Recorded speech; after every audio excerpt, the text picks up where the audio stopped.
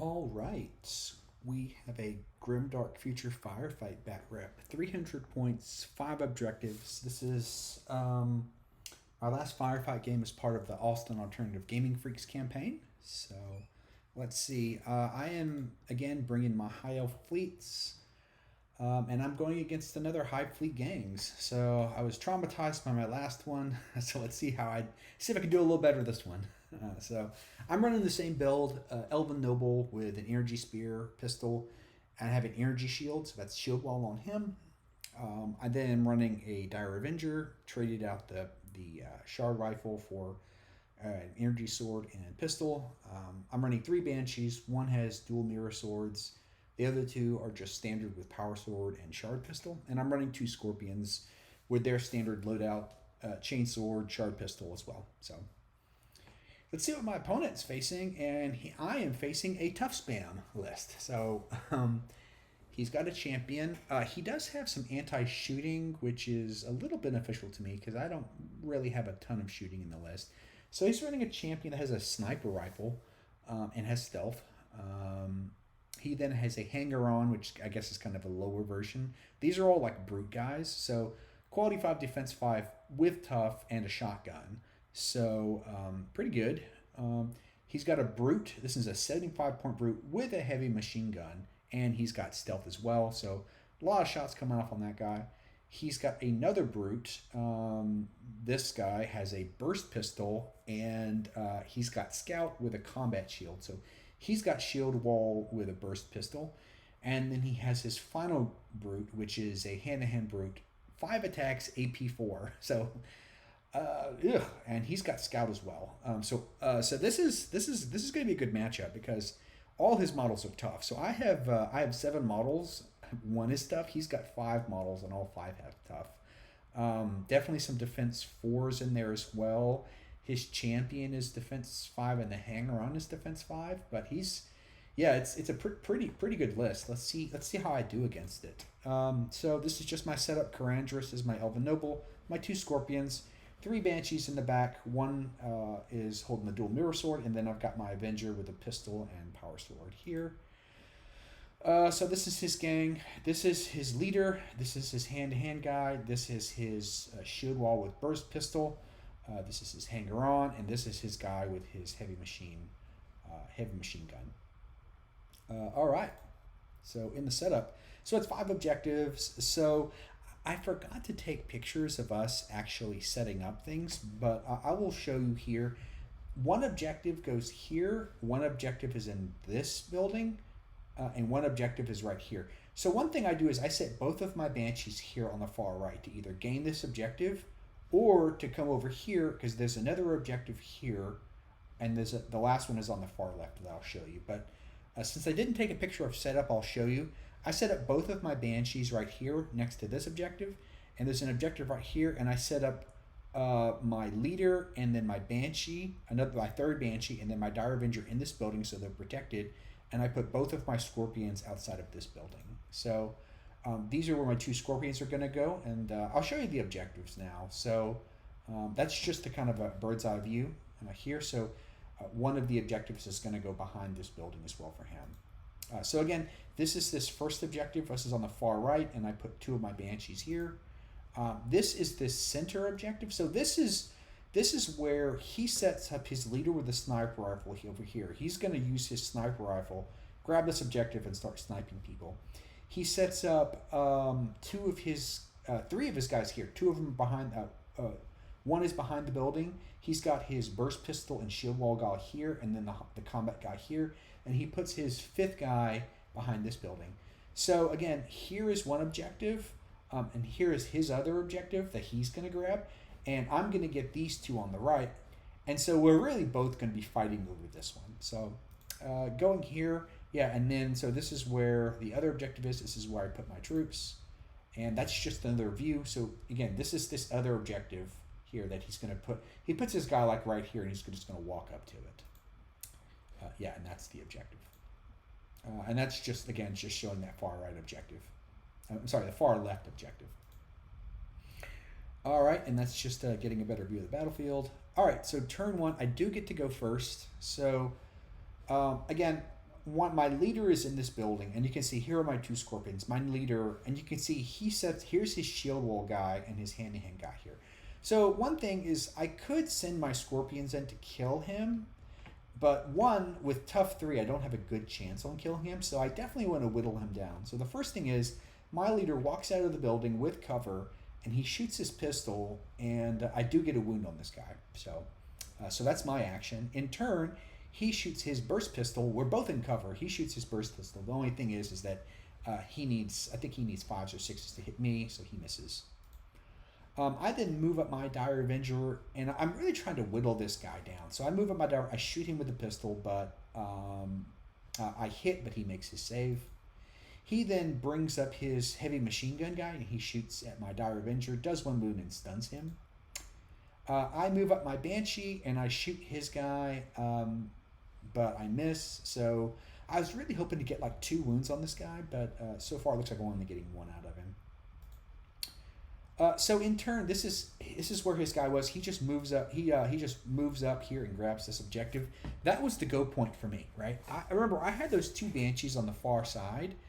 They could have just stayed there and grabbed that objective, but now that I saw him moving up, I immediately so those Banshees have Strider. I just ran up 16 inches, and he doesn't have a chance to respond to me now. So now that he has no one else on this side, my Banshee has free reign to just run up here and get ready to charge this guy. He moves up his leader. He tried to get a shot, but basically the buildings and the models blocked him, so he just basically rushed around and is going to take this objective next turn and shoot at me. So with that, I go ahead, since I know he's going to go first, I move up my second Banshee, so that if he does kill 1, he's got 2 of these Banshees to deal with. He moves up his hand-to-hand guy, and this is the advantage of having more models. He has to go. And since none of his guys are in charge range, he actually just backs off, right?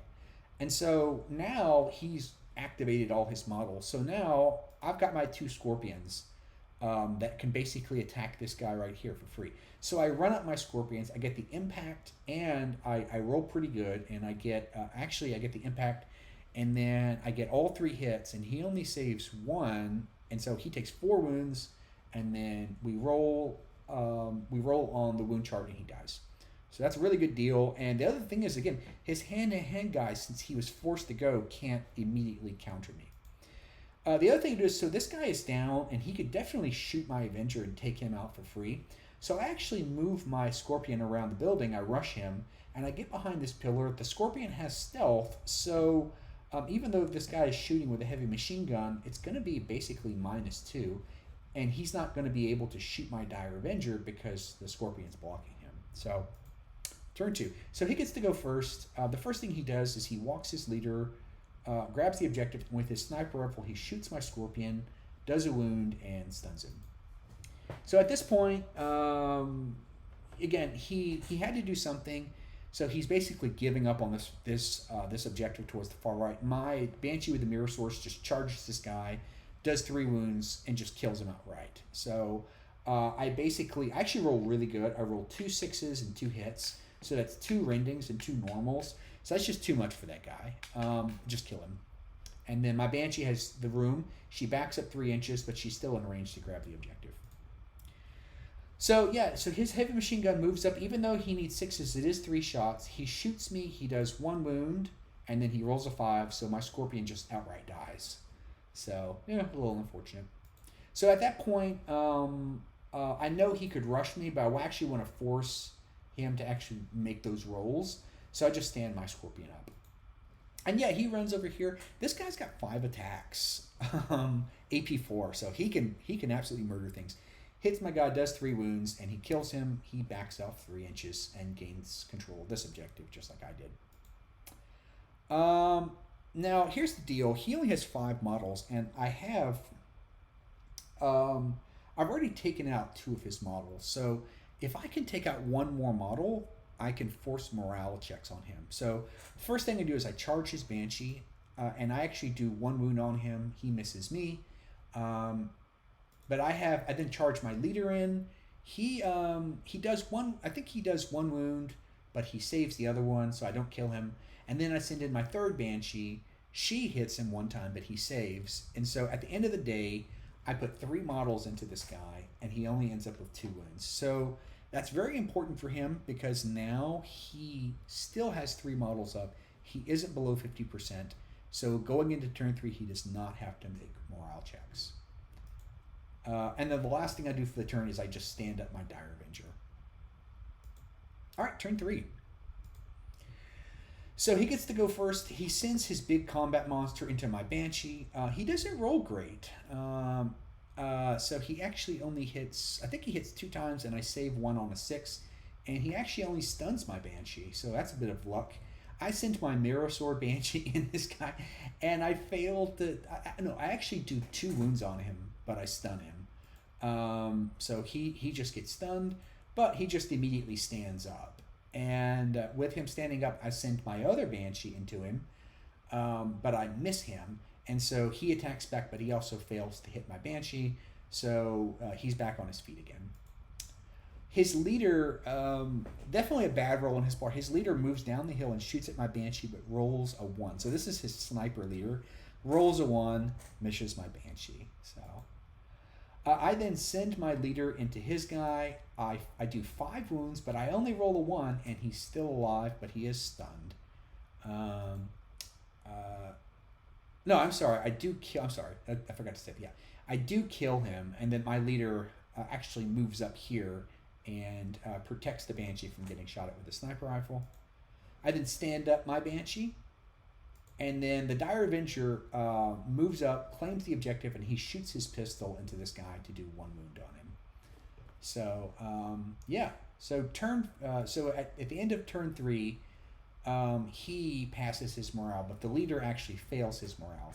So now, at the end of turn 3, he only has 1 guy left. So, turn 4. So he just goes ahead and he charges my Dire Avenger, does 5 wounds on him, and actually stuns. This is what confused me after last time I was thinking 5. He actually does 5 wounds on my Dire Avenger. I got it confused. This guy charges my Dire Avenger, does 5 wounds, and only stuns him. He rolls a 1. So another pretty bad roll on his part. My Dire Avenger just gets stunned. He immediately stands up. And at that point, I'm just going to try and kill this guy. So my Banshee goes and shoots her pistol and does another wound into him. And then I just send my leader in, do 4 wounds on this guy, and I kill him. And yeah. That's it. It's a quick one today. You know, I do like these Firefight games. They go pretty quick. This is a 3-1 victory for the High Elf fleets. I really like this army. I really like playing just High Elf fleets, or I play what I call my Beltan Eldar, and I love them. I really like this army. I love that they're fast, but they're also fragile. So you have to play. They're expensive too, so you have to play aggressive, but you also have to be very careful in how you play. So I love playing the High Elf fleets. It's just a really great army. So learning points. So numerical superiority definitely allows for, but basically what I call free moves after your opponent is done moving. So on a turn 1 is a great example where I just basically held off on using my Scorpions to charge that guy until he ran out of moves. And again, that hand-to-hand monster didn't have anyone to charge. So once he moved, I was able to just basically get a free kill on that guy. And the same thing happened with the Banshees. Those Banshees just held back until that guy was forced to move, and then I just ran those 2 Banshees up to his flank. So I think like High Elf fleets also feel a little more like a close combat army with fast. I think that High Elf fleets are, I think they are a balanced army. They're good.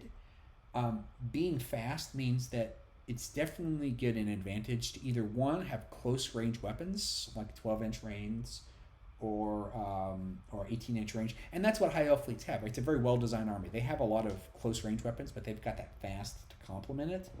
But they're also frail, and they're also expensive. High Elf fleets are expensive models, so you have to. I love that you have to really play the army aggressive, but you also have to be careful. I don't think that sniper. I actually ran a sniper in my early armies. I don't think they're worth it. Remember, in Firefight, everything is just its own model, so snipers. That the big advantage to a sniper in Grimdark is that you could pick out single models. So I think that snipers just aren't worth it in Firefight. Like always, I think a good example, we both did it. Whenever you're playing these standard scenarios with the objectives, it's always good to go into the game with a preset saying, I am going to go after these number of objectives and kind of ignore the others, right? That's it's just a good learning point to us to always remember, go into a game with a plan. All right, thanks for watching. You can always play against me on Universal Battles 2. You can always provide feedback, like, subscribe, and comment. And if you're in Austin, we have the Austin Alternative Gaming Freaks group. So I'll post those links as well. Thanks, everyone.